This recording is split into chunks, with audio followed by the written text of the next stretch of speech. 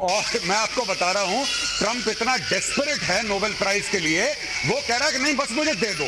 अच्छा, इसको अगर मैं तो कहता हूं कि नोबेल प्राइज की कॉपी बना के, खाका बना के इसको पकड़ा दो कि सर आप इसी को मानिए नोबेल प्राइज। ये बिना लिए मानेगा नहीं है। मैं आपको बता, ये बिना लिए मानेगा नहीं। ट्रंप लेकर मानेगा नोबेल प्राइज, चाहे उसको 10 लड़ाइयां शुरू करके सीज फायर करवाना पड़े। ये फालतू में शुरू करेगा, फिर सीज फायर शुरू करेगा, सीज फायर की कोई दे दो, इसको पकड़ के तभी चुप रहेगा। 80 साल की उम्र के करीब पहुंच के ये बच्चों वाला हट की जैसे उसके मुंह में अगर दूध की बोतल डाल दो तो ही चुप होगा, नहीं तो वो रोता रहेगा वाली बात गजब है। अगली खबर देखिए कि सीज फायर को लेकर ईरान के विदेश मंत्री का बयान, हमारी फोर्स आखिरी मिनट तक इजराइल को सजा देगी, सभी ईरानियों के साथ जांबाज सशस्त्र बलों का आभार, ईरान खून की आखिरी बूंद तक लड़ेगा, हमारे सैनिक देश की रक्षा के लिए तैयार, दुश्मन के हमले का आखिरी क्षण तक जवाब दिया जाएगा। खामनेई ने तो यह भी कह दिया कि हमने जंग जीत ली, हम शिकस्त खाने वाली कौम ही नहीं। बस कहानी खत्म। यही चीज तो पाकिस्तानी कहते हैं। आप पाकिस्तानियों को जितना भी मारिए, वो कहते हैं हम जज्बे वाली कौम में, हम हार ही नहीं सकते।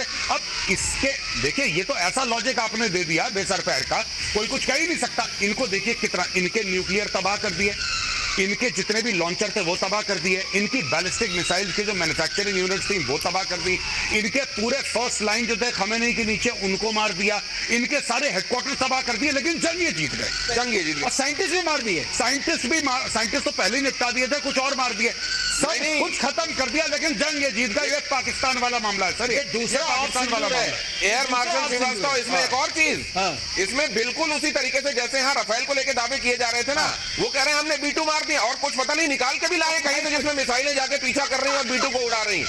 ये कहा, ये पूरा एकदम वही केस है। जब ईरान के ऊपर हमला हुआ तो खमेनी ने डायरेक्टली फोन करा आसिम मुनीर को और बोला, मुन्नू भाई एक बात बताओ, अब क्या करना चाहिए?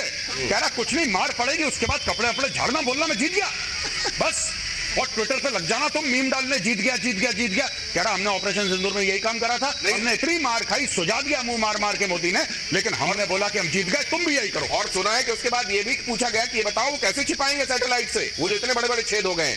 बोला तिरपाल डाल दो। तिरपाल की टेक्नोलॉजी तो पाकिस्तान के पास है भाई, वो जो सीक्रेट टेक्नोलॉजी बाहर नहीं जानी चाहिए। पाकिस्तान में कहा गया, खमेनी ने इजराइल को फिर से दी धमकी, ईरान आत्मसमर्पण करने वाला राष्ट्र नहीं है। खमेनी ने कहा हम किसी के आगे नहीं झुकेंगे, हम ऐसी कौम नहीं जो किसी के आगे झुक जाए। खमेनी की तरफ से जो ट्वीट है देख लीजिए, Those who know the Iranian people and their history know that the Iranian nation isn't nation that surrenders।